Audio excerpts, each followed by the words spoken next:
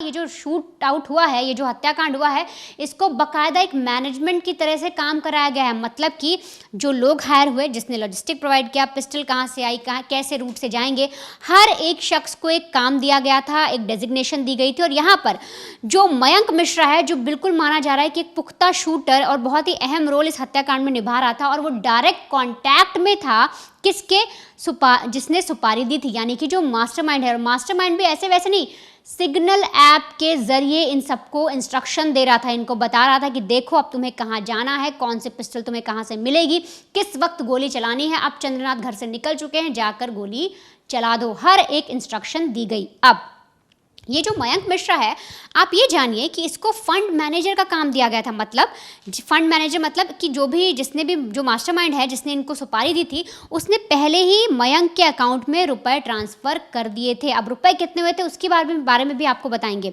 तो उसने रुपए मयंक के अकाउंट में ट्रांसफ़र कर दिए और मयंक को सिग्नल ऐप के ज़रिए बताया कि देखो अब तुम्हारी रिस्पॉन्सिबिलिटी है कि तुम शूटर्स कैसे अरेंज करोगे, गन कैसे अरेंज करोगे, मैंने तुम्हें सारे पैसे दे दिए, अब आगे का काम तुम्हारा है। मयंक को ये बोला गया था कि अब तुम्हें बक्सर से निकलकर सीधे यूपी जाना है और उस रूट से घूमते हुए बंगाल पहुंचना है, डायरेक्टली नहीं जाना है क्योंकि पुलिस ट्रैक कर सकती है और आसानी से पकड़े जाओगे। यहाँ तक कि जितने भी टोल प्लाजा पड़े, जो भी रास्ते में चीज़ें पड़ी, जगह पड़ी, वहाँ पर जितनी भी पेमेंट यूपीआई के जरिए की गई वो मयंक ने ही की थी। अब जाहिर है मयंक के पास खुद के पैसे तो थे नहीं, वो जो मास्टरमाइंड है जिसने अकाउंट में पैसे लगाए वो सारे पैसे वही खर्च कर रहा था। यहाँ तक कि जो निसान माइक्रा गाड़ी आप देख रहे हैं, इस कार का जुगाड़, इस कार को जो अरेंज किया वो भी मयंक ने किया, तो उसके लिए भी पैसे खर्च हुए। हर एक चीज़, मतलब क्या रूट मैप होगा, किस रास्ते से आपको जाना है, पेट्रोल भरवाना है, क्या भरवाना है और किस तरह से आप जाओगे, कितने दिन लगेंगे, कितना वक्त लगेगा, ये सारा कैलकुलेशन करके मयंक ने रखा और इसी के आधार पर वो पैसे खर्च करता चला गया।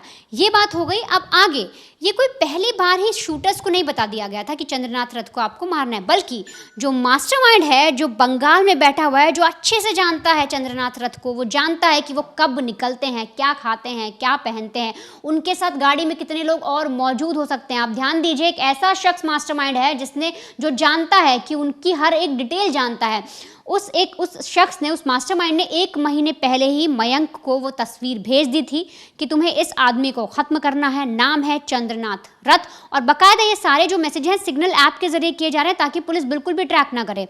अब फ़ोटो भेज दी जाती है और उस महीने के अंदर, वो जो पूरा 1 महीना बीत रहा था, 20 दिन 25 दिन जो बीत रहे थे, उसके अंदर जो मास्टरमाइंड है वो बाकायदा एक एक डिटेल बता रहा था। वो बताता था कि किस टाइम ये ऑफिस जाते हैं, क्या इनका काम होता है, ये क्या खाते हैं, घर से कब निकलते हैं, क्या ये इसके अलावा किसी पार्टी में भी जाते हैं, रात में इनका शेड्यूल क्या है, हर एक डिटेल जो है शूटर्स के साथ साझा की जा रही थी। और इसी के आधार पर शूटर्स को कहा गया था कि जब सेकंड फेज़ का इलेक्शन चलेगा उस वक्त आकर तुम इनको गोली मार देना और बड़े ही आराम से इनकी हत्या हो जाएगी, किसी को पता भी नहीं चलेगा कैसे। और पुलिस भी उस वक्त जो जितनी भी फोर्सेज है सब चुनाव में उलझी रहेंगी और इस केस पे कोई ध्यान नहीं देगा।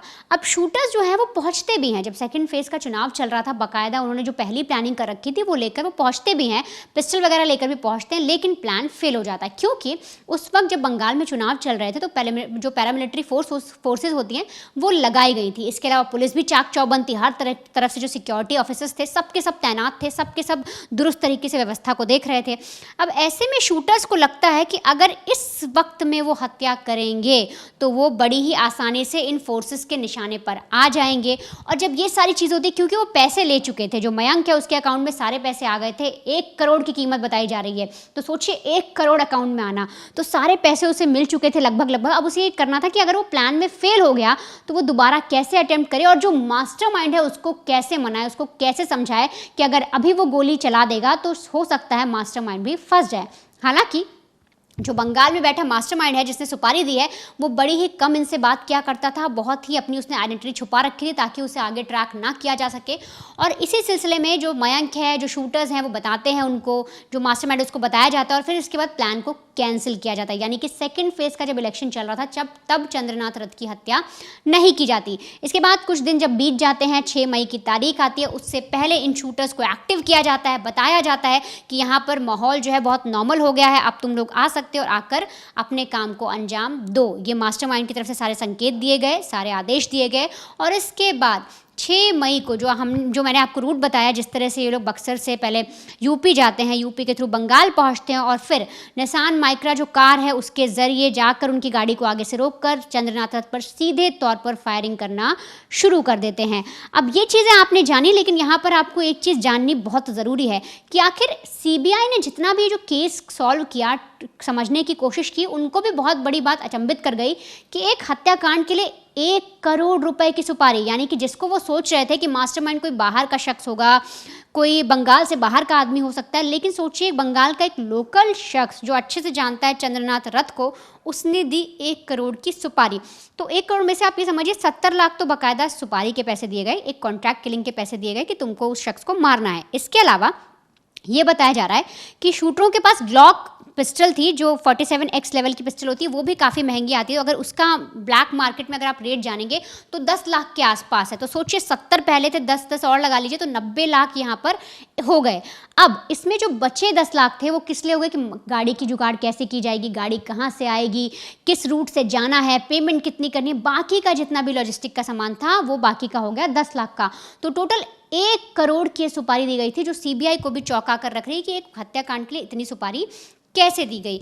अब यहाँ पर एक इस जो कार को आप देख रहे हैं, जो हमने पहले भी आपको समझाने की कोशिश की थी कि जो कोलकाता पुलिस है वो खुद कंफ्यूज हो गई थी कि आखिर 2 कार कैसे हैं निसान माइक्रा। तो पता लगता है कि एक जो कार है वो सिलीगुड़ी में मिली, उसका ओनर कोई और था और इसी की चालाकी में ओलेक्स पे वो कार बेची जा रही थी और इसी चालाकी से जो ये शूटर्स थे उन्होंने दूसरी कार अरेंज करवाई निसान माइक्रा की ही, जिसका नंबर प्लेट वही वाला लगाया। लेकिन यहाँ पर अगर इस कार की बात करें जिसे हत्याकांड में यूज़ किया गया, तो दरअसल ये भी मयंक ने झारखंड से लिफ्ट कराई है। मतलब वहाँ पर जब उसने OLX पर देखा कि इस तरह से एक निसान माइक्रा कार जो है बेची जा रही है जिसका नंबर प्लेट ये है, तो उसने झारखंड से ठीक वैसी ही एक निसान माइक्रा कार लिफ्ट कराई, मतलब उठवाई, और उसके बाद वही नंबर प्लेट सेम लगाया ताकि कल को जब जांच पड़ताल हो तो जो असली ओनर है जिसने OLX पर गाड़ी डाली है वो फंसे, ना कि ये लोग फंसे। लेकिन जो कोलकाता पुलिस थी उसकी काबिल तारीफ जो इन्होंने इन्वेस्टिगेशन की, क्योंकि उन्होंने रिवर्स इन्वेस्टिगेशन चलाई और इस वजह से जितने भी शूटर्स हैं वो पकड़े गए। और इन शूटर्स के पकड़े जाने के बाद अब सीबीआई के लिए केस थोड़ा सा हल्का हो गया है, थोड़ा आसान हो गया है और इसीलिए जो सीबीआई है उसे क्रैक कर लिया है कि जो मास्टरमाइंड है वो कहीं और नहीं बल्कि कोलकाता में ही छुपकर बैठा है। अब आप आगे समझिए, जो पूरी कहानी है, आपने हत्याकांड की पूरी कहानी समझ ली, आपको पता लग गया किस तरह से 1 करोड़ रुपए खर्च हुए, कब, ये पहली बार नहीं था जब हत्या की गई, इससे पहले एक बार और रेकी की गई थी, मारने की कोशिश की गई थी। लेकिन हत्या हो जाने के बाद आखिर किस तरीके से ये जो शूटर्स हैं ये भागते हैं, क्योंकि जब सीसीटीवी फुटेज सामने आया जो पुलिस ने देखा था उसमें पता लगता है कि निसान माइक्रा कार को कुछ देर पर छोड़कर ये बाइक से भागते हैं। लेकिन असली तरीका क्या है, भागकर कहाँ जाते हैं, किस तरह से पुलिस ने पकड़ती है, और जब सीबीआई को केस सौंपा गया तो उसमें जो 8 अधिकारी हैं वो कितने काबिल हैं, किस तरह से वो इस केस को सुलझा रहे हैं, आप वो भी जानिए।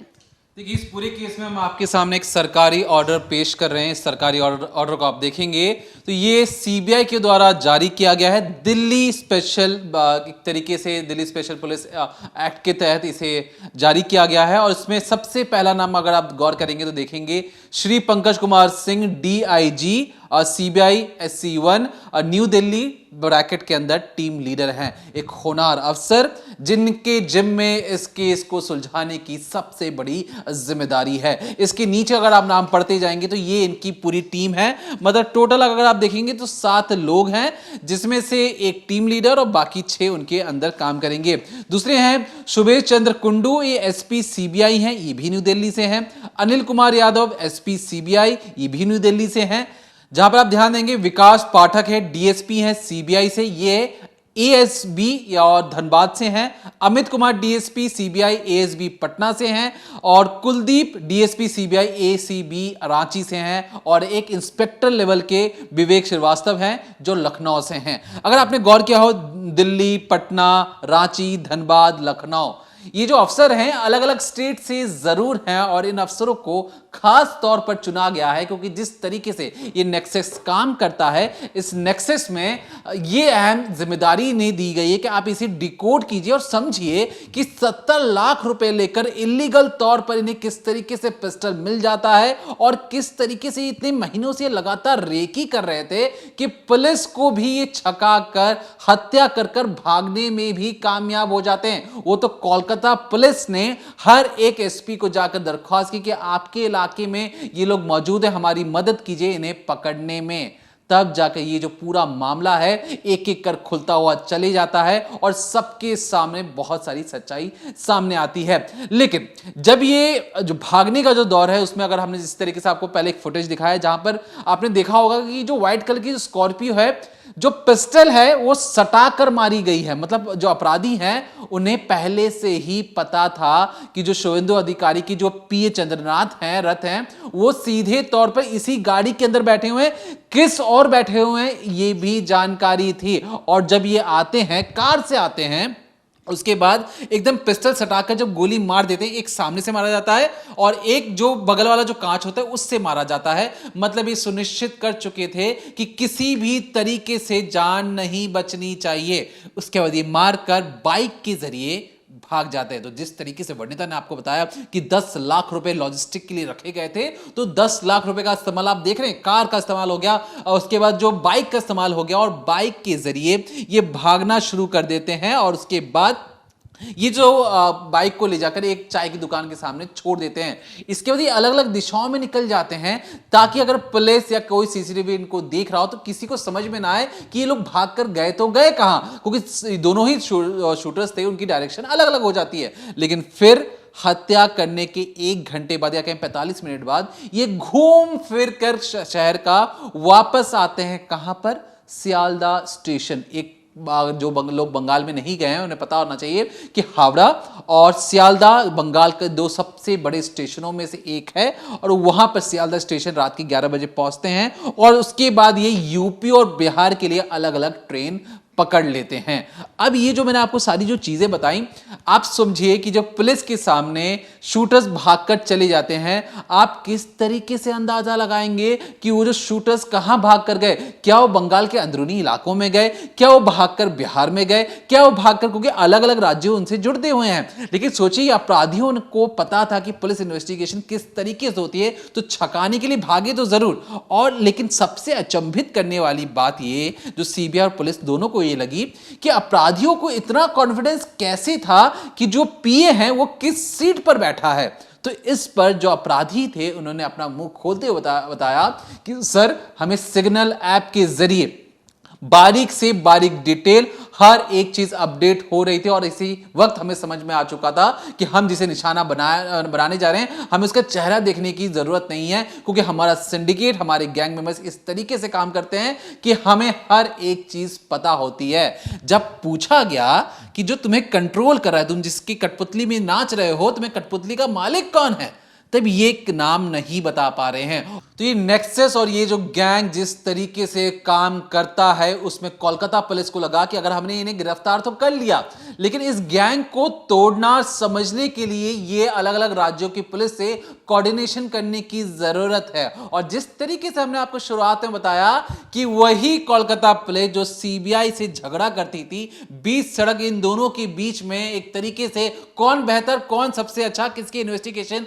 किस कदर काम करती है, इस तरीके की बहस होती थी।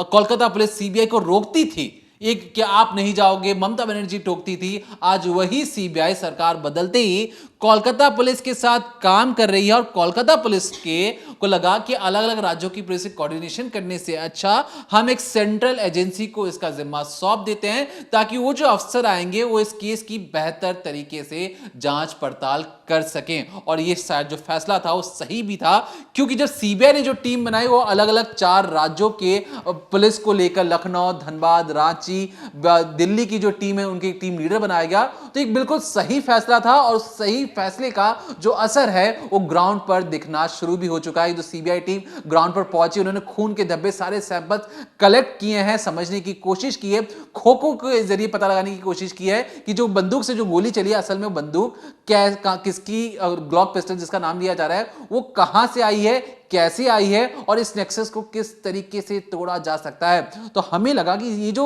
सबसे नया ताजा जो अपडेट है कि कोलकाता पुलिस सीबीआई जिसे हर जगह ढूंढ रही थी, उन्हें लग रहा था कि दूसरे राज्यों से एक शख्स को आया होगा जिसने ऑर्डर दिया होगा, तो बिल्कुल ऐसा नहीं है। बंगाल के अंदर वो हत्यारा बैठकर, और सोचिए वो हत्यारा कितना अमीर होगा कि उसने इस गैंग को कंट्रोल किया, उसे 1 करोड़ रुपए दिए। 1 करोड़ रुपए कोई कम नहीं होते हैं। उन्हें देकर कहा कि इसे मरवा दो और इसके बाद उसे कितना ज्यादा प्रॉफिट होने वाला था। आप खुद समझ सकते हैं कि 1 करोड़ रुपए देकर वो 100 से 200 करोड़ कमा सकता था। तो आखिर वो शख्स कौन है? हम शायद थोड़ी बहुत चीजें जानते भी हैं, लेकिन हम इंतजार करेंगे कि सीबीआई अपनी तफ्तीश में उस शख्स का नाम बताए। जो हम थोड़ी बहुत तो जानकारी हमें भी है, लेकिन हम इंतजार करना चाहिए कि सीबीआई अपनी इन्वेस्टिगेशन में वो कौन से नाम, बड़े नाम खासतौर पे याद रखिएगा, उजागर करेगी और जिसके बाद इसमें बहुत बड़ी हलचल या भूचाल आ सकता है।